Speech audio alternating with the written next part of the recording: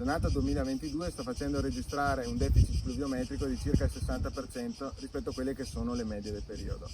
Infatti per le Capannine di San Pietro e il Lasi, quindi prendiamo tutta la nostra denominazione, nel periodo che va da aprile a luglio sono stati registrati cumulativamente circa 120 e 130 mm di pioggia.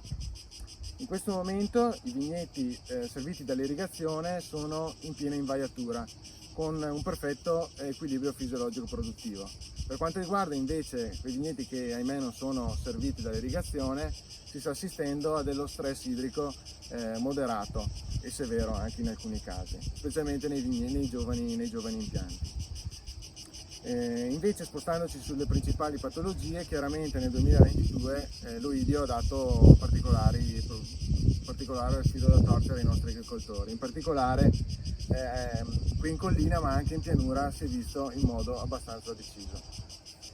Vorrei fare una nota invece sulla flavescenza dorata, che in quest'annata abbiamo avuto qualche caso anche sulle nostre principali varietà.